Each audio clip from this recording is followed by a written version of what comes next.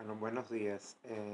La diabetes mellitus es una enfermedad de carácter sistémico que tiene varios órganos diana a nivel de nuestro organismo, como el cerebro, el corazón, el pulmón. La retina también es uno de los órganos diana que forma parte del globo ocular.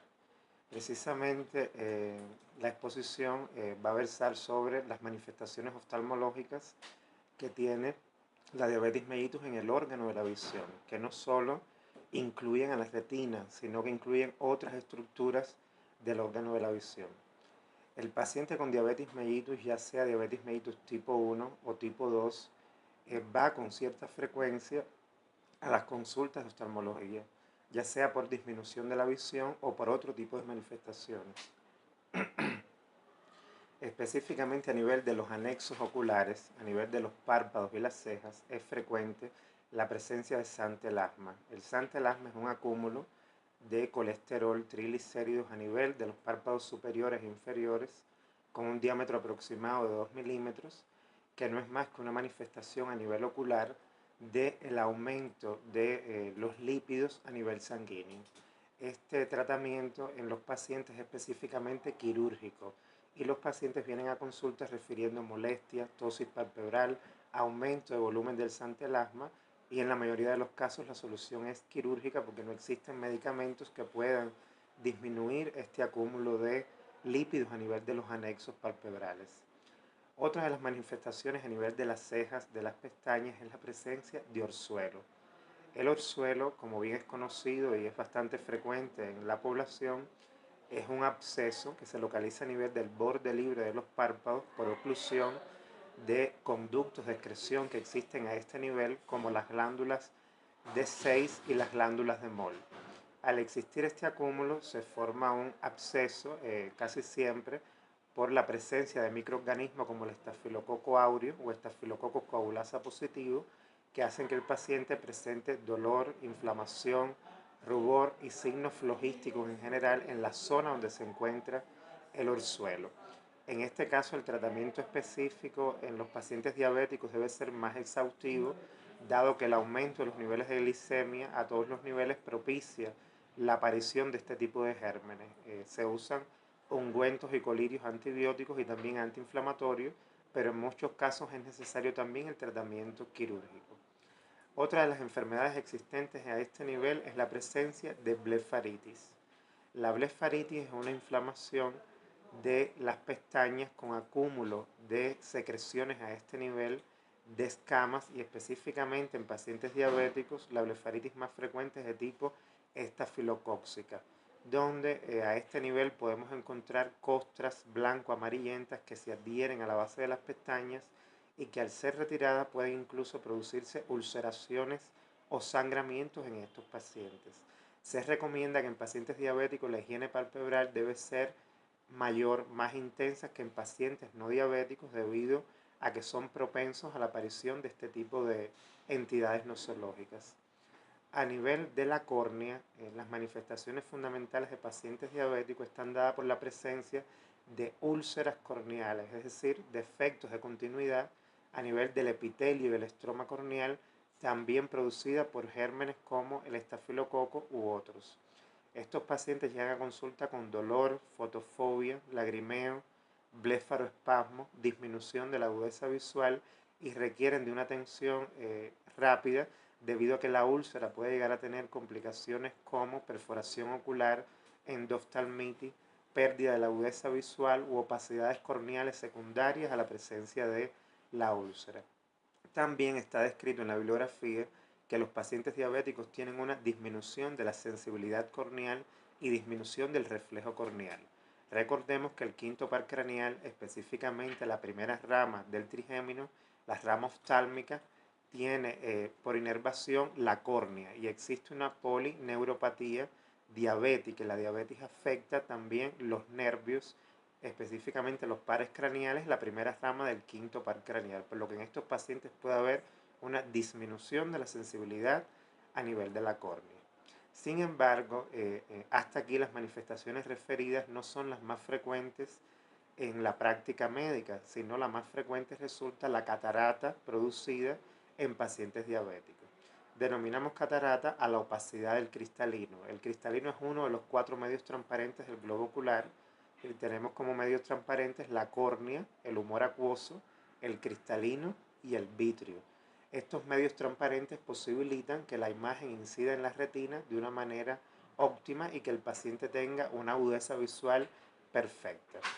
Cuando se produce el paso de los años, existen cambios a nivel del cristalino producidos por el estrés oxidativo, la formación de radicales libres, la radiación ultravioleta que hacen que el cristalino se opacifique y el paciente comience con una disminución lenta y progresiva de la agudeza visual. Y es entonces cuando diagnosticamos la presencia de catarata, específicamente la catarata que aparece ya en edad avanzada, después de los 55 o 60 años, es la catarata senil. Sin embargo, en pacientes diabéticos, la catarata aparece mucho antes de esta edad, debido a los elevados niveles de glucosa en el humor acuoso. Se eleva también el nivel de glucosa a nivel del cristalino. Esta glucosa se convierte en sorbitol y se opacifica el cristalino, produciendo catarata antes de la edad habitual en pacientes no diabéticos. Esta catarata de pacientes diabéticos tiene una morfología característica que es denominada catarata en copos de nieve, aunque también se pueden observar otro tipo de morfología de la catarata en este tipo de pacientes. La solución de la catarata, ya cuando produce cierto grado de disminución de la agudeza visual, es el tratamiento quirúrgico de la misma con la implantación de un lente intraocular. En el caso del paciente diabético, existen medidas que se deben tomar antes de la cirugía de catarata, como el control estricto de las cifras de glucosa a nivel sanguíneo, una buena dilatación pupilar, la cual no es factible en este tipo de pacientes. En ocasiones, hacer una excelente revisión de la retina y de la periferia de la retina con vistas a lograr un éxito quirúrgico posterior al procedimiento. Otra de las manifestaciones que se producen en pacientes diabéticos es la retinopatía diabética, es decir, la afectación de la retina por la diabetes. Como mencionamos al inicio de la exposición, la retina constituye uno de los órganos diana de afectación de la diabetes mellitus. Los pacientes con más posibilidades de desarrollar retinopatía diabética son pacientes con diabetes mellitus tipo 1, es decir, los pacientes que tienen diabetes mellitus desde hace muchos años y que esta diabetes necesita de insulina para su compensación. Otros factores de riesgo para tener retinopatía diabética incluyen la diabetes mellitus durante el embarazo, el mal control metabólico de la enfermedad, la coexistencia de diabetes mellitus con hipertensión arterial y hábito de fumar, entre otros factores de riesgo. La diabetes mellitus afecta a la retina en diferentes formas. Las manifestaciones fundamentales son la presencia de hemorragias a nivel de la retina, exudados, ya sea exudados blandos o exudados duros, edema a nivel de la mácula, que es el lugar de máxima agudeza visual en la retina, edema a nivel de la papila, entre otras manifestaciones que terminan con la formación de áreas de isquemia y de neovascularización, que es el grado más avanzado de la retinopatía diabética. La retinopatía diabética se puede clasificar en retinopatía diabética de base, retinopatía diabética preproliferativa y retinopatía diabética proliferativa de acuerdo a los grados existentes en el paciente y a las características del fondo de ojo. Está recomendado que todo paciente diabético debe realizarse un fondo de ojo mínimo cada 6 meses, con el objetivo de detectar algunas modificaciones a este nivel y tratarlas a tiempo.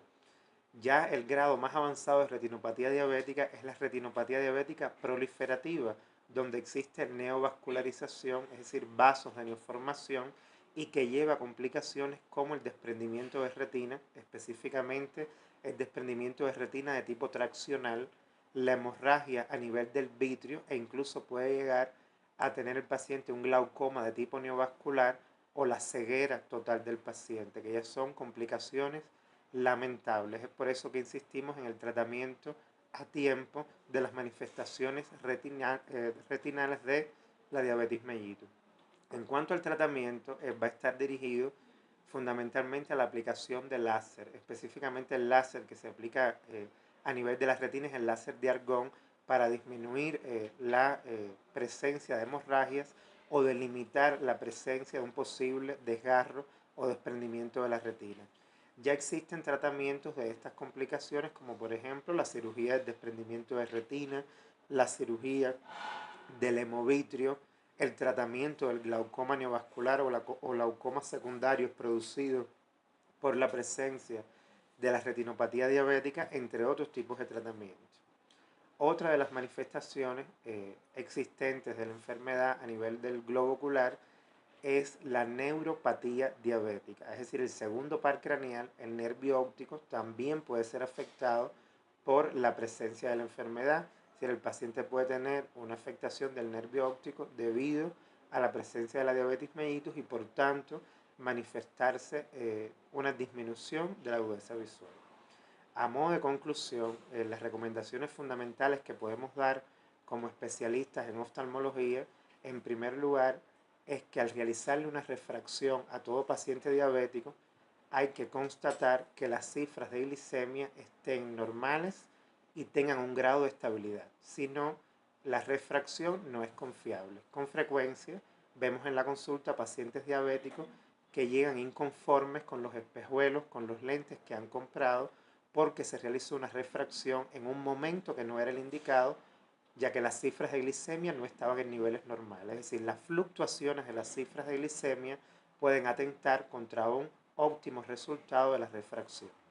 En segundo lugar, la recomendación más importante, ya mencionada durante la exposición, es la realización de un control oftalmológico mínimo cada 6 meses, que no solo incluye el fondo de ojo, sino incluye todo un examen ocular, teniendo en cuenta la presión intraocular, el estado de la córnea, de los anexos oculares, el estado del cristalino para ver si existe presencia de cataratas y por último realizar un fondo de ojo exhaustivo para determinar a tiempo cualquier manifestación de la enfermedad. Y como es lógico, existen recomendaciones que si bien no son precisamente oftalmológicas, influyen en el resultado y en las manifestaciones del globo ocular. Es decir, mantener un control metabólico adecuado, asistir al internista o al especialista en endocrinología que atiende la enfermedad de base, que sin dudas también un mal control metabólico traerá consigo manifestaciones oculares de la enfermedad. Bueno, hasta aquí los aspectos fundamentales relacionados con las manifestaciones oftalmológicas de la diabetes mellitus. Muchas gracias.